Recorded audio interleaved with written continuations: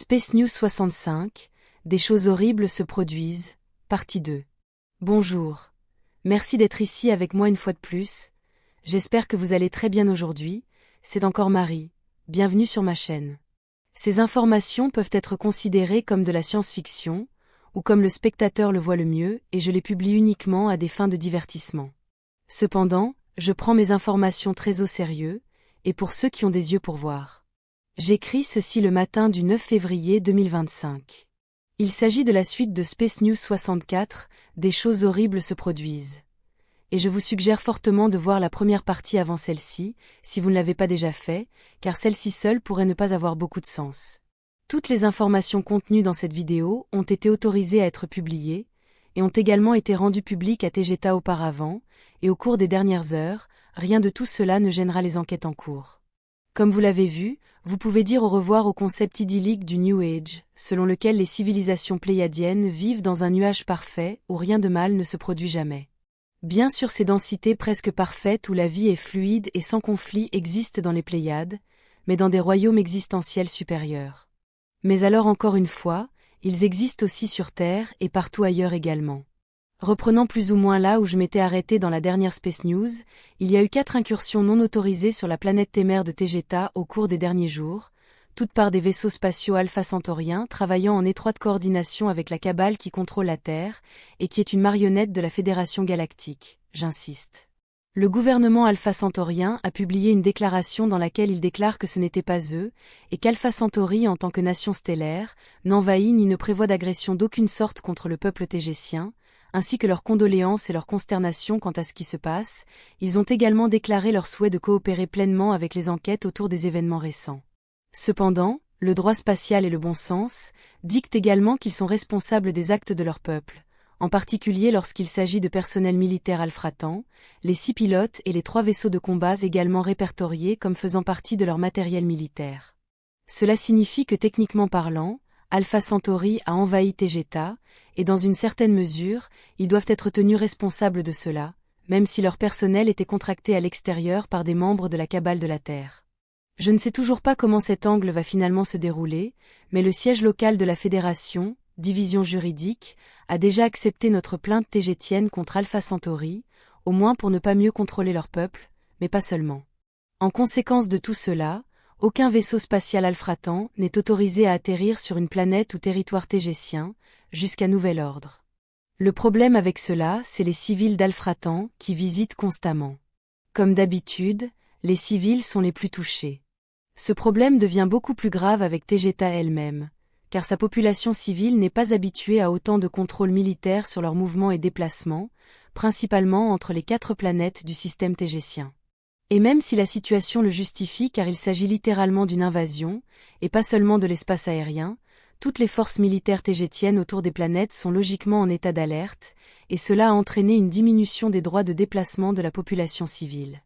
Cela me dérange beaucoup car c'est moche d'être de l'autre côté de la barrière quand il s'agit de la perte de liberté de la population civile, car techniquement je suis la cause de cette perte, car je suis la reine et la dirigeante tégétienne, alors que je suis habituellement en train de me plaindre sur la perte de liberté sur Terre, et comment ces gouvernements marionnettes utilisent toujours le terme pour leur sécurité comme excuse.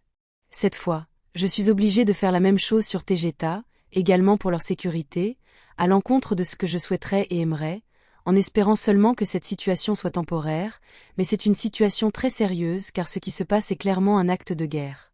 Pour ceux d'entre vous qui pensent qu'il est temps de passer à une action militaire complète, il existe encore d'innombrables autres alternatives diplomatiques avant d'en arriver là, car la situation est extrêmement complexe, et je vous le dis directement, il n'y a personne en particulier à viser, et c'est une partie du problème. Le Haut Conseil et le gouvernement Alpha Centaurien déclarent constamment que ce n'était pas eux et qu'ils souhaitent coopérer pleinement. Ils déclarent également constamment qu'ils nous comprennent et qu'ils sont de notre côté et souhaitent aider. Ils ont également exprimé leur inquiétude, voire leur peur, que tout cela puisse s'aggraver contre eux. Ils pourraient avoir raison sur ce dernier point, car comme je l'ai dit dans les dernières Space News, nous voyons la Fédération Galactique les utiliser comme une sorte de bouc émissaire pour couvrir leurs propres mauvaises actions. Nous savons maintenant que ce n'était pas eux en tant que gouvernement, bien qu'ils soient toujours responsables des actions de leur personnel. Nous savons que les agresseurs étaient et sont la cabale qui contrôle la Terre et leurs aspirations expansionnistes, mais nous savons aussi que cette cabale n'est qu'un pantin de la Fédération galactique et ne fera rien sans leurs ordres. La Fédération galactique locale, qui est la partie chargée de surveiller cette situation, a également déclaré avec magnanimité qu'ils ne sont pas impliqués et qu'ils accusent le mal qui est sur Terre pour tout ce désordre. Les Urmaïadiens ont procédé à l'interrogatoire des Alfratans restants et des militaires terriens qui sont en détention, et comme je l'ai expliqué dans d'autres vidéos, les Shahurma sont des maîtres de l'astral, et c'est de là qu'ils interrogent, et non du côté des vivants avec des méthodes cruelles et boiteuses. De l'astral, personne n'échappe à leurs yeux de chat. Ce qu'ils ont rapporté jusqu'à présent, c'est que les pilotes restants ont été seulement engagés par l'armée terrienne et ont reçu une somme de 10 000 dollars américains pour être les pilotes de leur opération. S'ils ont pris de l'argent et voulaient de l'argent, cela ne peut signifier que ces pilotes alfratans descendaient habituellement sur la surface de la Terre en tant que step-down. Sinon pourquoi voudraient-ils de l'argent? Mais cela signifie aussi qu'eux en tant que pilotes militaires alfratans, se mêlent habituellement à l'armée terrienne, donc c'est aussi une preuve de l'implication des Alpha Centauriens en général avec la cabale qui contrôle la Terre. Quant aux opérations noires de l'armée terrienne, les Urmaïadiens ont interrogé astralement le seul qui reste en vie. Ce qu'ils ont découvert, c'est que leurs principaux objectifs étaient d'éliminer Xéniel et Raguel après avoir trouvé et pris les documents qu'ils avaient avec eux. Ce sont les objectifs principaux, et comme objectif secondaire, ils devaient éliminer Torel de Témer, qui travaillait également dans le renseignement pour la Terre depuis des décennies, était impliqué dans de nombreuses interactions douteuses avec des membres du gouvernement de la Cabale sur Terre, depuis les années 1950, années terrestres. Les équipes d'assaut des opérations noires sont allées chez Torel et ont fouillé sa maison de fond en comble.